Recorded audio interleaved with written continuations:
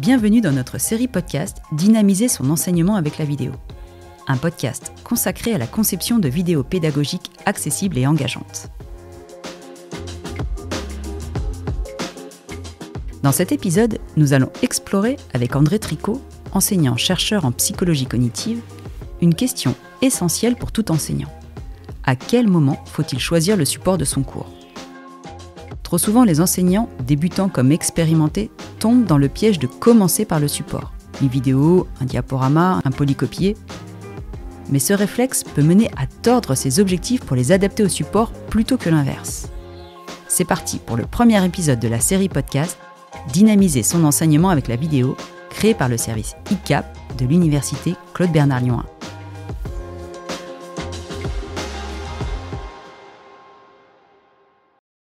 Lorsqu'on conçoit un cours, lorsqu'on scénarise un cours, il y a une chose qui est très importante à se rappeler et pourtant, on observe des enseignants débutants comme des enseignants aguerris qui oublient ce principe fondamental. C'est que le choix du support vient tardivement dans la conception du scénario pédagogique.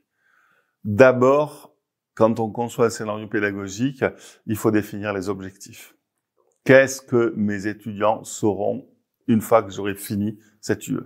Ensuite, il faut définir les savoirs. Ensuite, il faut définir une progression de où en sont les étudiants au début, où ils en seront à la fin du semestre. Ensuite, il faut concevoir des tâches. Qu'est-ce qui va permettre à ces étudiants d'apprendre ces savoirs? Est-ce que c'est des exercices? Est-ce que c'est des problèmes? Est-ce que c'est des tâches de production? Est-ce que c'est... Et c'est qu'une fois qu'on en est là, on est au clair sur les objectifs, sur les savoirs, sur la progression, sur les tâches, sur la façon dont on va engager les apprenants dans les tâches, qu'on peut se poser la question du support. Ces 5 grandes questions ayant une réponse claire de ma part, moi, enseignant, que je me dis, quel est le bon support? C'est une vidéo, c'est un polycope, c'est un cours magistral, c'est un diaporama, c'est à ce moment-là, et seulement à ce moment-là. Et vraiment, les travaux sur les enseignants débutants, comme sur les enseignants aguerris, montrent ce piège infernal dans lequel on se met nous-mêmes. C'est, j'ai le thème de mon cours, et je vais commencer à rechercher des supports.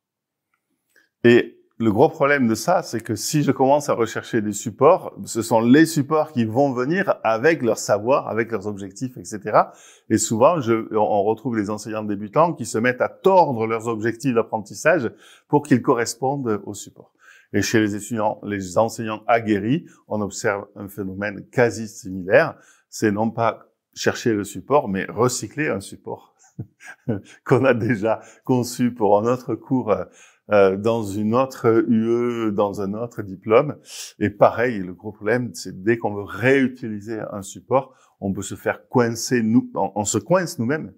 Parce que, en fait, c'était pas exactement les mêmes objectifs, c'était pas exactement les mêmes étudiants, c'était pas exactement les mêmes savoirs. Et puis on galère.